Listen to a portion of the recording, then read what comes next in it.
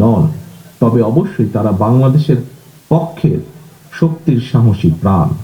তারা ছিলেন আমাদেরই কারো সন্তান, আপনার আমাদেরই কারো ভাই, কারো বন্ধু, কারো সহকর্মী কিংবা স্বজন।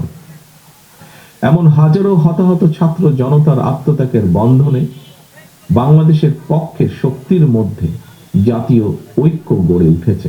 সুতরাং আমরা যারা বেঁচে আছি, শহীদদের আকাঙ্ক্ষা একটি গণতান্ত্রিক, মানবিক, বৈষম্যহীন বাংলাদেশ প্রতিষ্ঠার মাধ্যমে শহীদদের রক্তের ঋণ পরিশোধ করা আমাদের দায়িত্ব।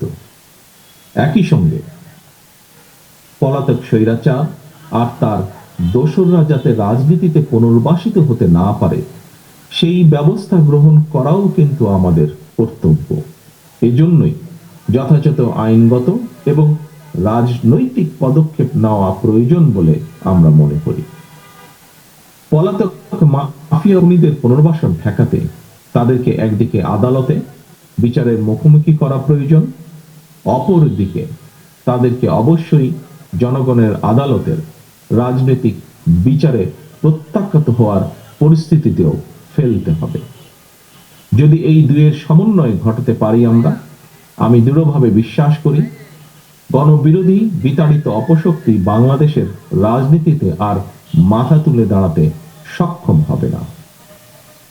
খুনি, লুটেরা, মাফিয়া এবং স্বৈরাচারী রাজনৈতিক অপশক্তিকে বাংলাদেশের রাজনীতিতে অপ্রাসঙ্গিক করে দিতে হলে জনগণের রাজনৈতিক ক্ষমতায়ন প্রয়োজন। ভোটের অধিকার প্রয়োগের সুযোগ পেলেই জনগণ তাদের রাজনৈতিক ক্ষমতা প্রয়োগ করে গণহত্যাকারী, খুনি, লুটেরা, পলাতক স্বৈরাচার এবং তাদের দোষত্বকে রাজনীতির মাঠ থেকে বিদায় করে দিতে সক্ষম হবে। এ কারণেই বিএনপি মনে করে সংস্কার কার্যক্রমের পাশাপাশি একটি যৌক্তিক সময়ের মধ্যে অবাধ, সুষ্ঠু, নিরপেক্ষ নির্বাচন অনুষ্ঠান অবশ্যই প্রয়োজন।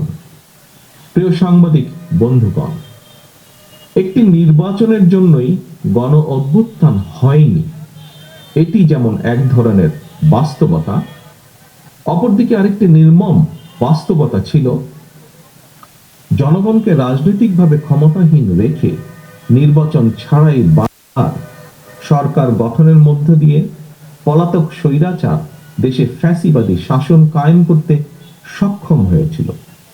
জনগণকে তাদের সকল রাজনৈতিক ও ন্যায্য অধিকার থেকে করা হয়েছিল বঞ্চিত।